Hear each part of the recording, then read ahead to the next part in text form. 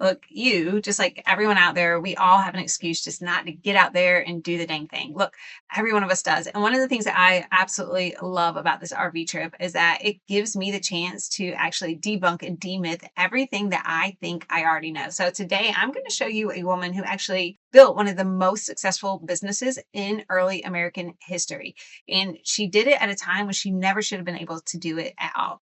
This is her actual gravesite in Philadelphia. You know her for one conversation. You know her for just a few weeks of her life that she spent sewing a flag and 13 simple stars. But that's not her story. That's not the entire story. The story is what she did with the business in a time when she never should have been able to in the first place, when she had all of the odds actually stacked against her. So here's what actually happened with Betsy Ross. She apprenticed as an upholsterer when she was a young girl and learned how to make curtains and chair covers and bed hangings, all those soft, luxurious items for all of the wealthy homeowners out there. And then as she grew older, she actually fell in love with a man outside of her Quaker faith. And for that, she had to elope, and her church actually disowned her. And then she and her husband opened up their own upholstery shop right there in the heart of Philadelphia. Then her husband dies. She can't own anything. And she moves into a small set of rooms in downtown Philadelphia. You can actually see those and walk those just the same way that we did. Years later, the war actually started, and no one, I mean, no one at this time is redecorating or buying new throw pillows, not while a revolution is actually happening and it's right outside their door, and people are dying and getting recruited for this war. So, the skill that she built her business on, her primary way to actually earn a living, became almost worthless overnight. She had every single reason to stop building. She had every single reason to give up. Women weren't allowed to own businesses at this time. She'd been cast out by her community already. She had every social permission to literally just stop, but she didn't. She rethought the way she was approaching everything. So, as family legend tells it, the facts are disputed by historians, but as family legend tells it, she was asked to sew a flag directly by the people that were responsible for the rebellion themselves, some of the founding fathers. She was making war material for the resistance, and this just wasn't some like side project. It was dangerous. It was something she had to hide in her room every single night. You can see that room right here.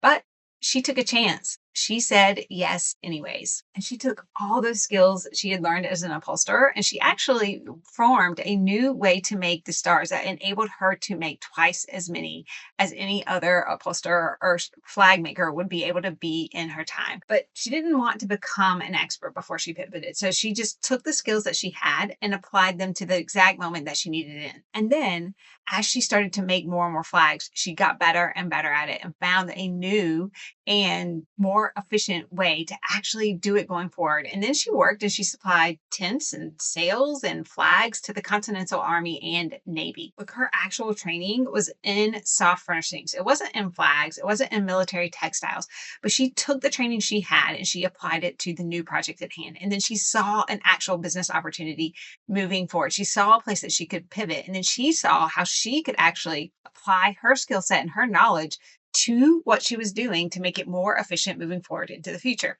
She actually found a way to sew the stars that was much more efficient by folding them in half and sewing them together in a way that had never been done before. What she did after that was, I mean, there's just nothing short of amazing. She started to sew flags and tents and sails for the Continental Army and Navy. That's what kept her alive and going through the Revolutionary War. We know her for one flag.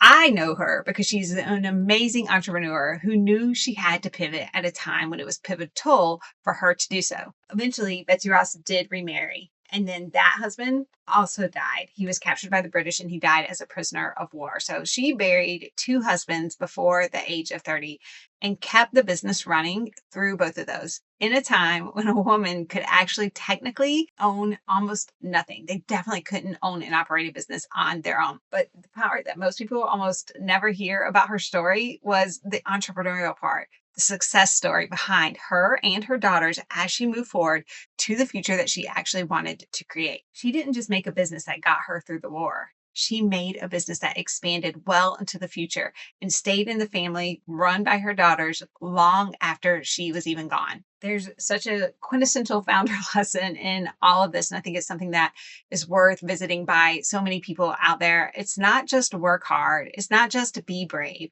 It's that she was willing to let go of the identity that she had at a time when she needed to let go of it. She was willing to become the person she needed to in the moment to step into the role of CEO. She didn't cling to just being the curtain lady or an upholsterer or the person that worked to make things for other people. She let the business evolve into what it needed to be for the future going forward. And then she laid the foundation to make sure it could be there for a long time and grow into that vision she had for the future. So many of us as founders, especially now in this digital age, we just fall in love with the thing that we know how to do or the ideas that we have. We don't take the time to assess what the market actually needs both now and going forward into the future, even if it's not as pretty as making curtains, even if it looks a little more like making sails for a boat during a wartime. Most of the time, we just don't take the time to assess that product market fit or listen to what the market is actually screaming at us. I told you the story earlier about myself. So I had to take this lesson to heart as well. So if you're not sure where you need to let go of this identity, where you need to focus, subscribe to my newsletter. I give you weekly shifts that you can make to start moving out of technician, out of operator, to start looking at your numbers and deciding what works and what doesn't so that you can start to make that shift into CEO. When you subscribe to my newsletter, you will get access to a free monthly live training with me, where again, I will walk you through these exact steps in person and help you learn how to move out of operator and into CEO to build the business that you want for the future. The link is down below in the description. So until next time, look, go forward, build that business that gives you the freedom to live the life that you want, that life that's worth remembering long into the future by those around you.